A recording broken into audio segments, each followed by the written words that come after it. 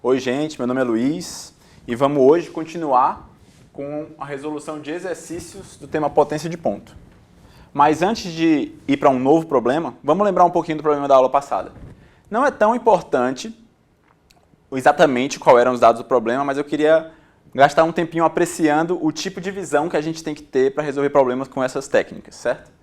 Então a gente queria muito provar, você pode voltar na aula passada e ver exatamente, que essa reta bissectava esse segmento. E aí a gente provou que esse segmento era tangente a essa circunferência. Certo? Então se a gente achasse uma outra circunferência que fosse tangente nesse ponto, essa tangente seria comum às duas, e se essa reta fosse a secante, ela bissectaria o segmento, que era o que a gente tinha aprendido. Então foi o que a gente fez. A gente tinha esse triângulo aqui, e a gente verificou que esse ângulo era igual a esse. Logo, essa reta aqui tinha que ser tangente à circunferência circunscrita do triângulo. Então, olha só, duas circunferências, uma tangente comum e uma secante comum, que logo divide ao meio pela potência de ponto. Então, isso era igual a isso, que era o que a gente queria. Então, é basicamente esse tipo de visão que você tem que ter. Não necessariamente a circunferência vai estar desenhada e você vai poder analisar os casos. Não é um problema tão evidente assim. Você tem que usar tudo que você aprendeu como um recurso para resolver o problema. E agora a gente vai fazer mais um problema desse tipo. Então aqui está o problema. Vamos ler junto e eu vou fazer que nem da outra vez. Eu vou fazer um esboço para a gente entender o que a gente está procurando. E aí eu vou ampliar ele no outro quadro e a gente vai terminar de resolver. Então a gente tem A, B e C, 3 pontos em uma circunferência gama. Então aqui é a circunferência gama, e o A, o B e o C. Mas eles são tais que AB é igual a BC. Ou, equivalentemente, né, o arco AB é igual ao arco AC. Foi assim que eu desenhei, para não poluir tanto a nossa figura. E aí a gente tem que traçar as tangentes à gama tanto em A quanto em B. E elas se encontram em D. Então, tracei a tangente em B, pá. Tracei a tangente em A, pá. Elas se encontraram em D. E agora, E vai ser o outro ponto onde DC encontra gama. Ou seja, a gente liga D a C. Vamos fazer mais ou menos. E esse ponto que ela encontra gama, né, a circunferência, a gente chama de E. E ele quer que a gente prove que o segmento AE bissecta o segmento BD. Ou seja,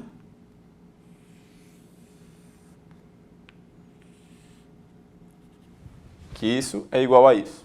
Certo? E aí você já deve estar pensando, nossa, esse problema deve ser parecido com aquele outro. A gente tem que encontrar circunferências tangentes, que vai ter uma tangente comum, uma secante comum, e é exatamente isso. Então você pode dar uma pausa e tentar resolver sozinho, e a gente volta daqui a pouco no outro quadro resolvendo ele. Então agora aqui, com a figura ampliada, certo? Então a gente tem, só lembrando, né, uma circunferência, pontos A, B, C, tal que AB igual a BC, AB, vou botar aqui, ó, AB igual a BC, certo? As duas tangentes traçando por B e por A encontrando em D, liga o D para o C, chama o ponto que encontra a circunferência de E, provar que AE bissecta DB, tá bom? Uma coisa que eu não comentei, que a gente já sabe, a gente sabe que quando a gente tem um ponto e traça duas tangentes para a circunferência, esses valores são iguais, a gente já provou isso. Mas isso também é uma consequência de potência de ponto, porque a gente viu que a potência de ponto é igual a D ao quadrado, e também vai ser igual a DB ao quadrado.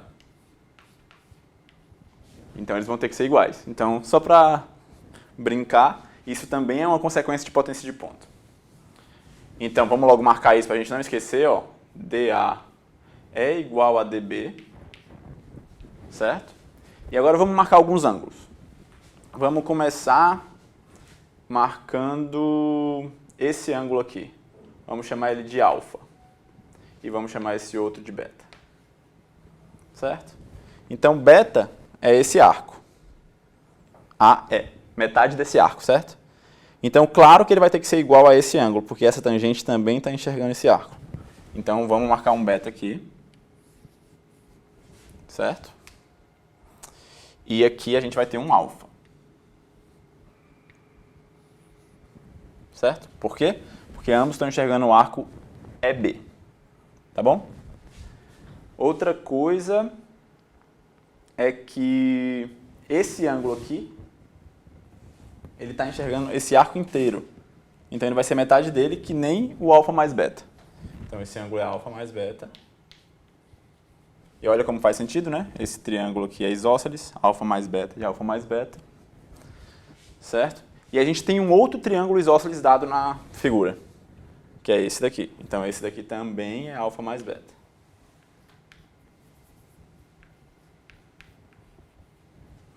Então a gente tem que essa reta faz alfa mais beta com essa, e que essa reta também faz alfa mais beta com ela. Então as retas DB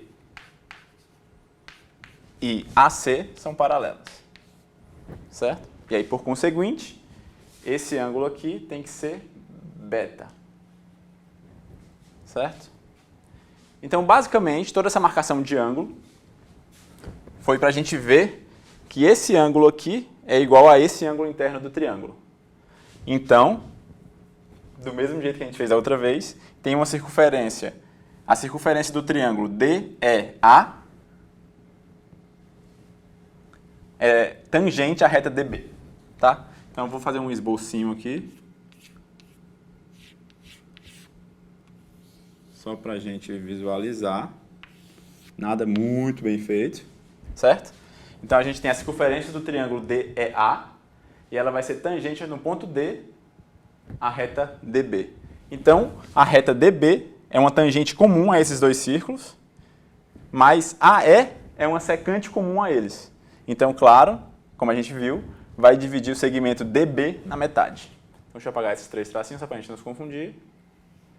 Então, isso é igual a isso. A secante divide a tangente comum na metade, que nem no outro problema. E é isso, mais um problema com essa ideia, né, de encontrar a circunferência que faz aparecer uma secante comum e uma tangente comum. Então guarda isso e sempre tenta localizar nos problemas. É uma ideia muito importante. A gente se vê na próxima aula.